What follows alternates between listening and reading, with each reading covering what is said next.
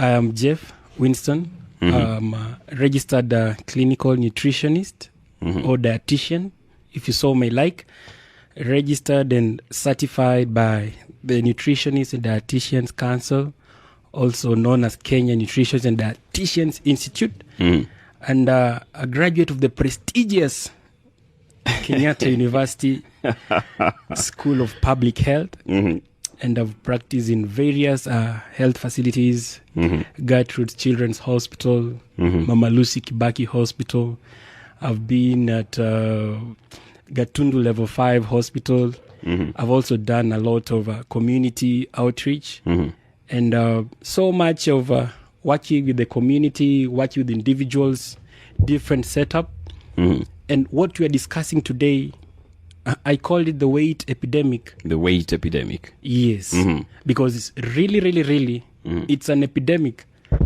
You can see the confusion right now, just as you mentioned. Many are struggling to gain, and others are really struggling to lose. And they know themselves. I won't want to mention that. No, but they do know themselves anyway. I know they're tuned in. I'm also listening. I'm here. I know many are tuned in. Yes. There's a lot of participation on social media. I've seen the feedback over there.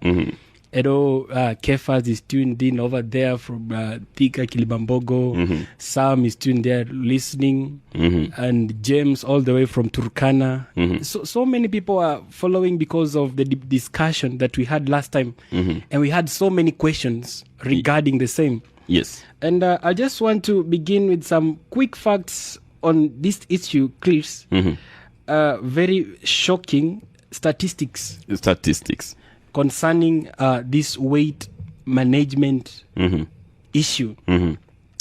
We had a report in 2016, the Global Nutrition Report, and it projects that the obesity situation in Kenya is currently approaching 50% of the population among women in the urban areas aged between 19 and 49 years of age.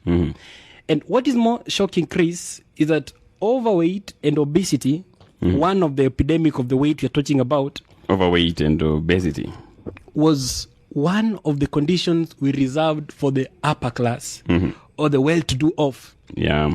But walionayo, as you may say, wenye nchi. But what is more shocking, as researchers found out, especially in Nairobi here, a survey was carried out in 2008 and 2009, and the researchers were shocked that obesity is even much more prevalent in slum and slum areas. Why?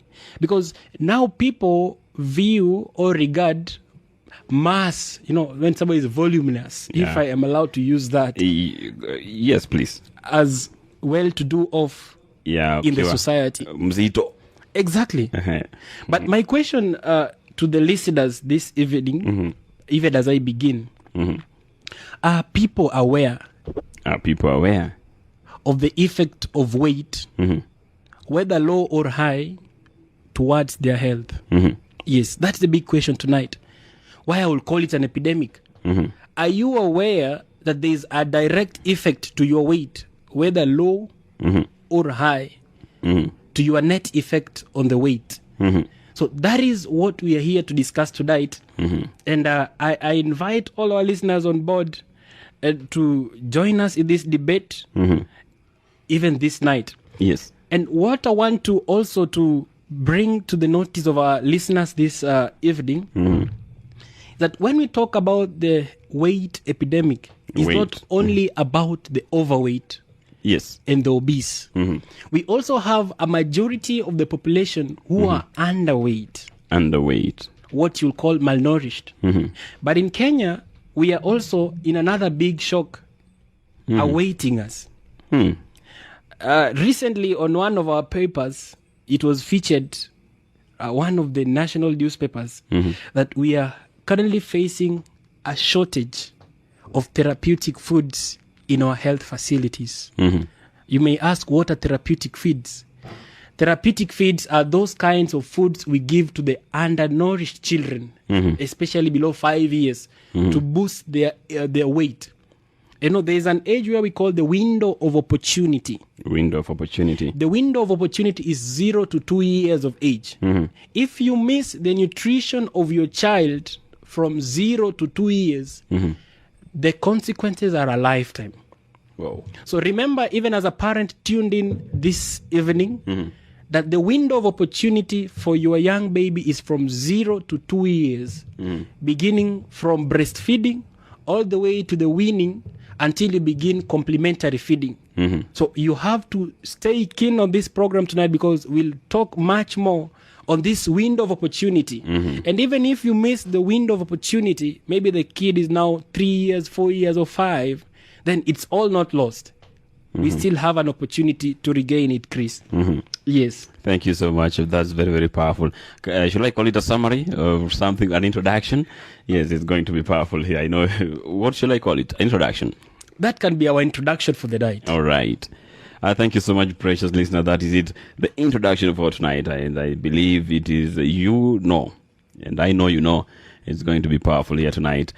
Yes, Chris, the first thing I would like to begin with is to find out, how do I know if I'm nutritionally fit? How do I know if I'm nutritionally fit? If I'm not overweight, underweight, or whatever you may call it. Because you see, it's better to start from knowledge. Even the Bible says, my people perish because of lack of knowledge. Because of lack of knowledge. So knowledge is power. Knowledge is empowerment.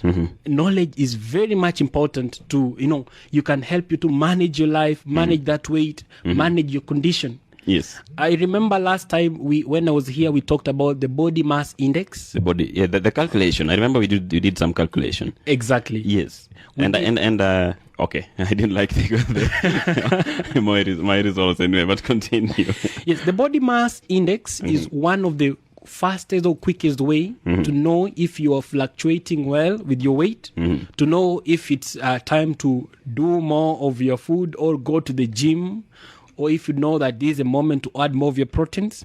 Body mass index is a quick way you can do it, just a calculator. If you're having on your phone, body mass index. Yes. BMI. If you're having a calculator on your phone, or the normal high school calculators, just take your weight. Your weight. So you can do this, by the way, precious listener, even as we continue, and I believe you'll get to learn a lot. So take your weight. Your weight. We can use an anonymous weight for Chris. Okay. 70. Okay. 70 kgs for Chris. 70 kg. Although that's not my kgs, and I'm very heavy. 70 kgs. Then we assume Chris is 1.8 meters. 1.8 meters. So 70 divided by 1.8 square meter, that will give us your BMI. 70 over 1.8 square meters. So Yes. this should be 3 point something? Just do the calculation. Then I need a figure. 70 over 1.8. 70 over 1.8 squared. That will give us the BMI. Let me do it there. Okay, let me open my calculator here. Precious listeners, it's a quick arithmetic you can do on your phone. Yeah, do US 70. Just take your weight. Then you divide by your height squared. So for example, Chris, we can do 1.8 times 1.8. That will give us 3.24. 3.24. Then 70 divided by 3.24. That is 21.60. 21.60. So that is your BMI. 21.60. Yes, but that figure does not mean anything unless you know the ranges for a normal BMI, an overweight, or an underweight. So take us through that. Yes. So once you get the figure, your BMI, your weight, divided by your height squared, like now for your case, an anonymous weight, we've got 21.6 kilograms per square meter. A normal BMI ranges from 18.5 to 24.5. To 24.5. Normal. This is normal BMI. That's a normal BMI. So with our anonymous weight, we can say Chris is healthy. Is healthy. I told you. Chris has a normal BMI. Then a BMI below 18.5. Below 18.5. to 16.5, that's moderate underweight. That's moderate underweight, or you can say moderately malnourished. Wow, moderate underweight. Yes, or moderately malnourished. Let's use underweight. Let's use layman language. Then if your BMI is beyond 16.5 towards the extreme ends, 16.5, 16.3, 16.2, you need to visit a health facility because you are severely malnourished. And that puts you at health risk of very many diseases. Not just a disease, even your own immunity is low because your BMI almost correlates directly to your immunity. It's a vicious cycle. Low weight leads to low immunity, and you are predisposed to many infections. So that's on the lower side. On the higher side, BMI of 25.5 to 30. In fact, 29.5 to 29.5. That's overweight. Okay. A BMI of 29.5 and above, 30 all the way, that's an obese individual. 29.5 and above. That's an obese individual. Wow. Obese. Obesity is not, people want to look big and think it's a fancy way of lifestyle. Kakitambi kidogo. Yes. I began by asking, are our citizens aware of the effect of that weight to their health, whether high or low? Because we know from research and from findings and from scientific proof that obesity predisposes you to several health-related conditions. To be specific, non-communicable diseases. And remember, non-communicable diseases are the leading killing diseases right now globally. Wow. Name them like high blood pressure, hypertension, diabetes, type 1, type 2 diabetes, many types of diabetes. There are so many kind of non-communicable diseases because of excess weight. So that is the quickest way you can know if you are ranging in normal weight, low weight, or overweight. Or uko tu sawa. Uko tu sawa. But also for the mothers who take their kids to the growth clinic, most of the time you come to the hospital and you find the nurse is very harsh on you. Anakuliza, kadi ya clinic iko wapi? And people are quick to say, huyo nurse ako na roho chafu. Kuna roho chafu sana, sijui aliamka aje leo. Huyo nurse aliamka aje. But that basic book, it's a legal document actually, because it shows the movement of that baby, whether it's progressing well or moving on the wrong direction. So to know if your child below 2 years of age, below 5 years, actually below 0 to 5 years, you use the MCH clinic book. Ile tunaita kadi ya clinic. So the kadi ya clinic has a growth chart. The growth chart is plotted using Z-scores, what we call Z-scores. Weight for height scores. So it shows the weight of your child compared to the standard weight of a child that same age. I don't know if you got what I meant with weight for height scores. Yes. Is the weight of your child compared to the weight of another child the same age, what should be? So, like, weight of a child compared to the weight of another child who is... that's a standardized way by WHO standards. In other words, the weight of a child at that particular age. A healthy child. Okay. So once you have the growth chart or the cardiac clinic, mothers, please don't lose the cardiac clinic. Don't wash it in water. It's a very important medical and even a legal document. Anasema antakata ingine. No. No, most people think it's a thing you can go and buy a new book and start drawing from the 7th age or 8th age. No. We read that book from the beginning of your attendance of ANC clinics all the way to when the child is 5 years and above. Because it helps us to know if this child is progressing well, this child needs some nutritional intervention or medical intervention. Because the weight, even if it's stagnant, can tell us there's a problem with this child. Okay. And an underlying problem. Okay. If the weight is going down consistently, we can know that there is a problem with this particular baby. If the weight is going up rapidly, then the doctor, the nurse, the nutritionist, whoever, the medical professional can tell if there's a condition that is underlying with this particular baby.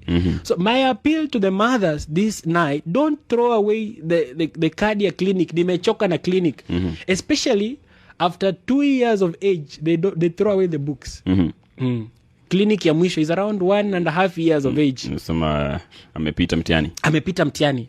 But remember, please keep that medical book, keep that record. It's for your own safety and for the safety and the health of the baby. So that is the quickest way of knowing your nutritional status. For adults, using BMI. Okay. For children, we use the weight for height scores. Some hospitals use percentile charts. So don't just go to the clinic as a mother, unapimiwa mtoto kwa kilo na kupimiwa urefu, and you don't even know why they're doing that. Ya juangi. Yes. Wengine. Majority, by the way, anaameweka mtoto kwa kilo, weka urefu, then they walk away. Anauliza kilo ni ngapi? 7. They think 7 and last month was 6. They are happy, they walk away. Ameimprove, anakula kukula vizuri. Exactly. You need to check that on your growth chart. Check if the baby is progressing on the path to health or is moving on a different path, Chris. I think that's the basic way of knowing our nutritional status. Wow. Maybe the first question will be, what causes obesity? Anyway, what causes obesity or overweight? There are several things that causes obesity. Wengine wanasema ni kukula chipo mingi, kukula hizo. What causes obesity? Yes. Obesity is a condition that begins early in age. Just as I said, we are seeing shocking and emerging trends, like finding obesity in slum areas, which were considered as economically depressed, economically challenged. So obesity was considered something of the rich. But we are seeing it in slums. Shocking. Low economic status areas. We are seeing obesity emerging in small kids, 5 years. You may think that child is 10 years of age. Have you seen such kids? Yeah, I have. Yes, and then you're told the age of the kid. You don't want to ask further questions because, it may end up looking like you're embarrassing the kid or embarrassing the mother to that child. Those are emerging trends, what we call emerging trends. Obesity emerging in early age. We've also seen a situation where teenagers, sorry to say, may look like mothers, or a teenager looking like someone's father. Why? Because of excess weight gain. So you see, obesity cannot be pinned on one particular issue as causing this condition. Because what is causing this small 2-year-old, 3-year-old to get obesity? And you see the same situation in a teenager or an adolescent. And then you also find it in an old grown-up man. So just to mention briefly, Chris, obesity is caused by several factors. Obesity is caused by several factors. Number one, for example, this small child, maybe 2 years or 3 years of age, these ones can be genetically caused. Serious? The mother was already obese at her time of gestational period, what is called pregnancy. During her gestation, she was already obese. That's why I was saying, really our citizens aware of the effect of this weight towards their health, and unfortunately even to the unborn baby, because this child is put at a risk factor of even growing obese. So number one, their genetic predisposition, being predisposed to obesity because of genes. You see, you look at them, you see, familia yetu tunakuanga wakubwa. Yeah, sisi ni tumeshona. But Chris, among the many few people who tend to disagree that obesity is genetically modified, you don't eat genes. Tell us. Hata kama familia yetu tunakuanga wakubwa, do you eat those genes? You don't. Then it comes, of course, genes can predispose you to obesity. Yes. But it is not a reason to remain mastered and a slave to obesity, because you don't eat genes. You don't eat genes. I'll just give a challenge to our listeners. You can Google our Nairobi senator here, Senator Johnson Sakaja. He's like, it was almost a 6 months transformation. He was very huge. But you read about the success story of our Senator Johnson Sakaja when he chose to adopt positive lifestyle changes. And one of the main things that... positive lifestyle changes. I should underline that. Yes. Positive lifestyle changes or positive behavior change. Actually, that's the word. Positive behavior change. And one of the main highlights, if you listen or read the story of Senator Sakaja, one of the main things that he says, I had to sacrifice my love for the booze. Okay. Yes. It's all over. You can just Google on your phone or your personal digital. He says, one thing I had to sacrifice is my love for the booze. For those who may not know what booze is, it's just the alcohol that some of us may like taking. The busa. Not busa. The booze. Booze. Okay. Busa, kumi, wine, alcohol, spirits, whiskey, all those kind of things. They're alcoholic drinks. I talked about gins. I talked about lifestyle, like seated on your office desk from morning to evening, calling the Uber guy from your desk, using lift from the office down to the office door. Hakuna kunyoosha mguu. No. You tell the Uber guy, niko kwa mlango yetu hapa, sikuoni. Nimesimama kwa mlango ya ofisi, sikuoni. Before you go home, you ask the Uber guy to drop you where? Somewhere in town to pick something. Yes. And that thing, mostly, it's fast foods. Because I'm tired, I'm from office. I don't want to go and cook. I'm tired of cooking. Without mentioning brands, fast food restaurants are cropping up town every other minute. They are feeding the hunger and our appetite.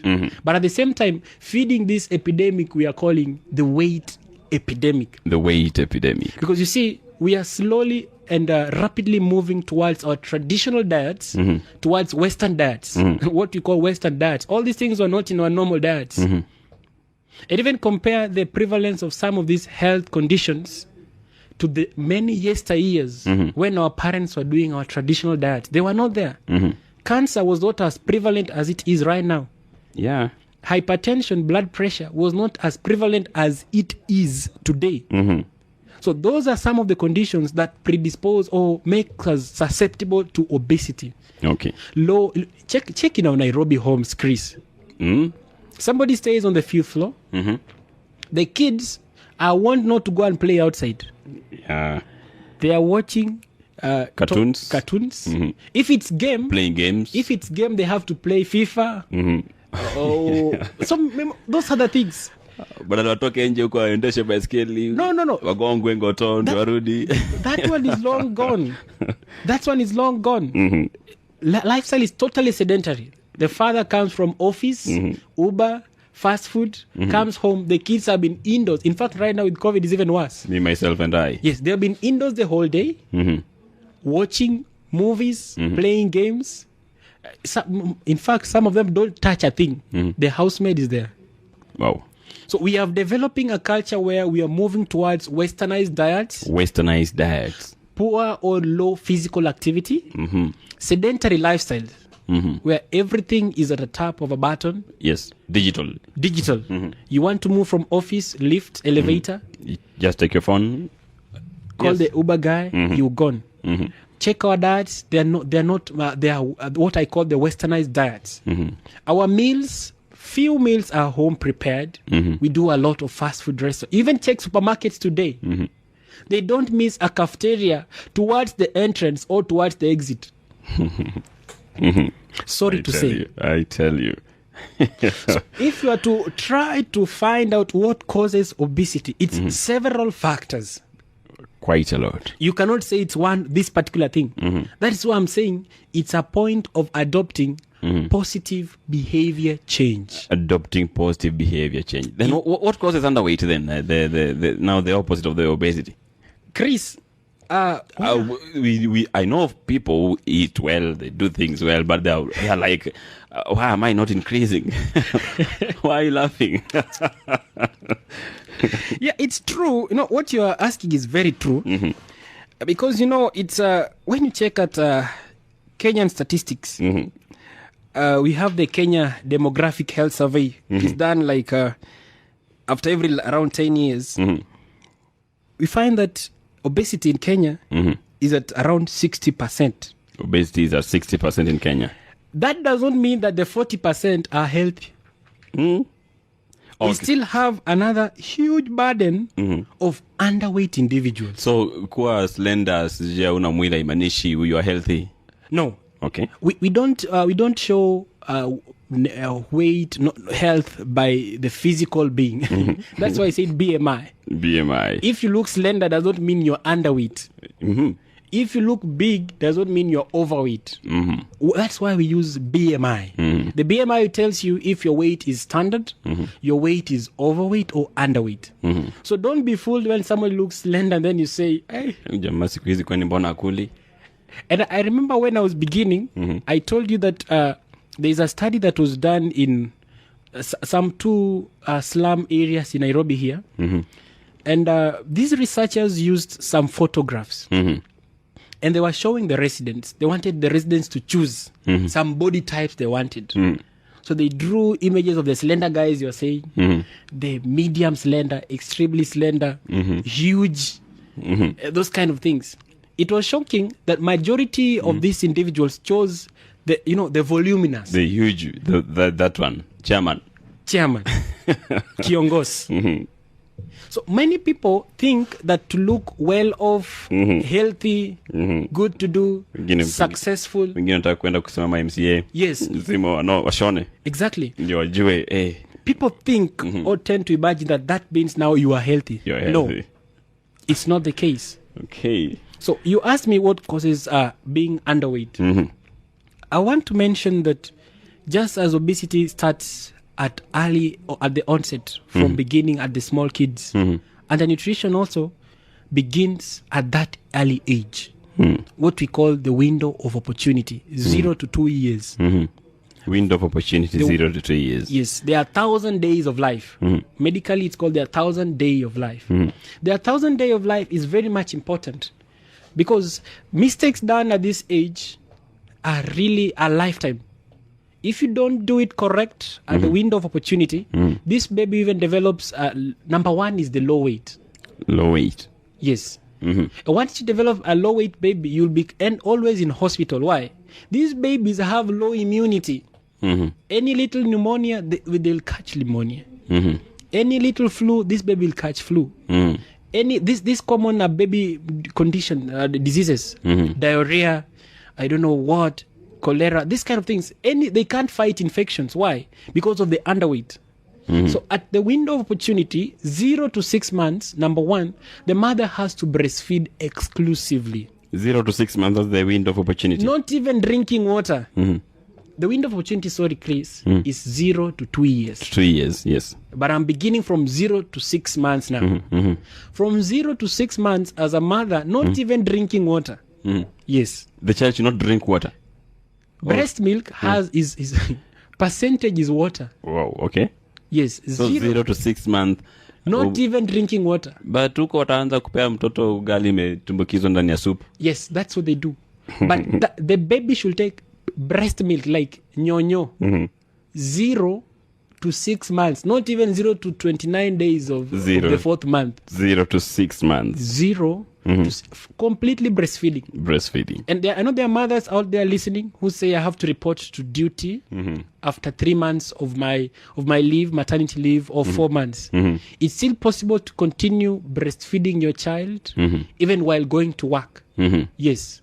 I tell you. You can do expression of the milk.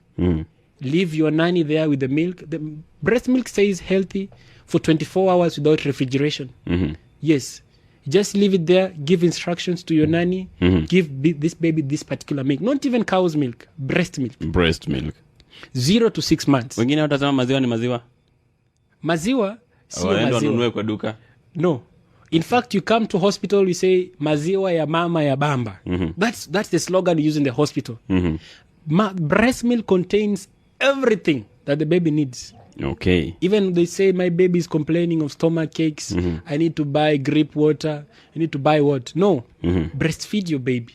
Breastfeed your baby. Those stomach aches are because of those cups you're using to give this baby cow's milk. Those cups are washed with our normal soap. But Chris, your bacteria, your intestines cannot compare with that of a baby. You can buy ngumu on the streets and you'll just be okay. Urarue kabisa. Yes, but the baby, the immune system is not developed. So when you start introducing other feeds, you start introducing infections to the baby, you'll be complaining over and over again of infections, those kind of things. So that is for the 0 to 6 months of child. So if you don't do proper breastfeeding, then this child begins getting underweight at 0 to 6 months of age. Because by 6 months of age, this baby should double his or her age at birth. If you gave birth to a baby at 3.5, by 6 age of month, they should be at least 7 kg if you are breastfeeding adequately. So if your baby is not adding weight, it is not that they are lacking ugali. Ask the mother. Ask the mother. What are the causes of undernutrition? Thank you, Chris. Good to be back.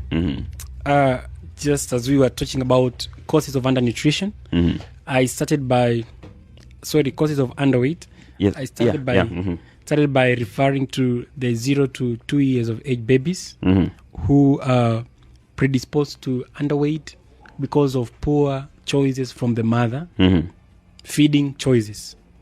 So remember, as a mother, it's 0 to 6 months exclusive breastfeeding, no uji, no ugali, no nothing.